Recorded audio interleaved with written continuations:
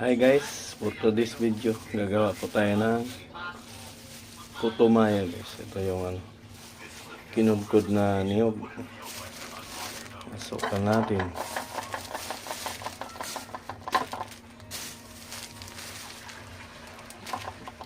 Masukan natin guys, tapos yung malagkit. Pasayang lang to guys.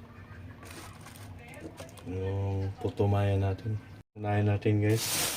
Titiga natin yung kinudkod na niyog. Para makuha na natin ng katas. Simple lang to guys. Putumaya. Guys, yun ang gata natin.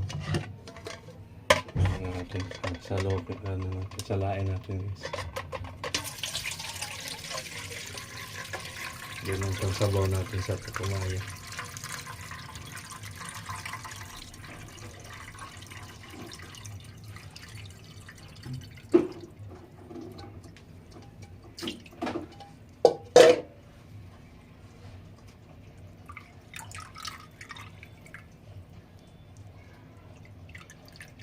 Okay guys, yan ang malagkit natin guys. Ano yan guys? Hugas na yan. Nalagyan na natin ng gata. Yan guys. Pinakasabaw niya guys.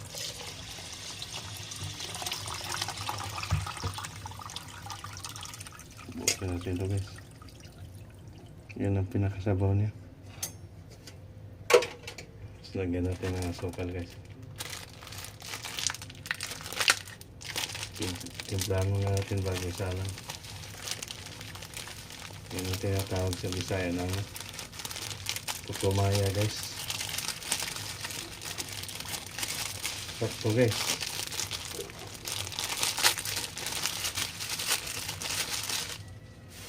Bali 1 kilo kalahati ito guys. Yung asukal 1 kilo kalahati din.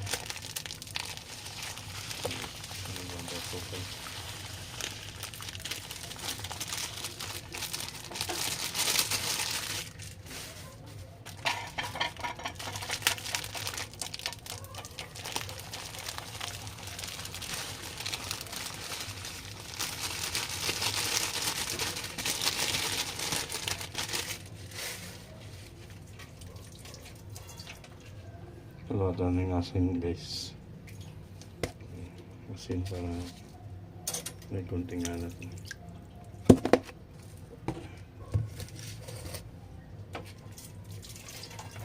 Ang natin. Haluin natin. Yung puno. Para magsama yung para malusaw yung asukal.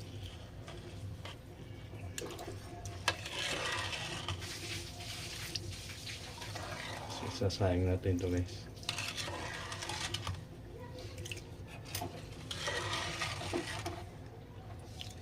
Ito yung tinatawag na putumaya. Sasayang na. Guys, ito na yung putumaya natin guys. Halo-haloin na natin para mano yung ilalim. Punong-puno guys.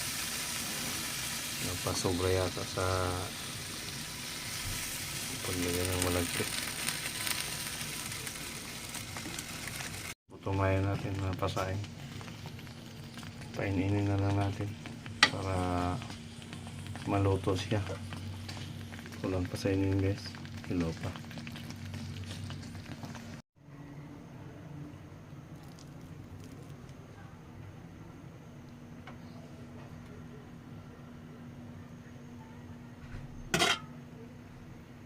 Guys, tikman natin yung putumaya natin kung masarap.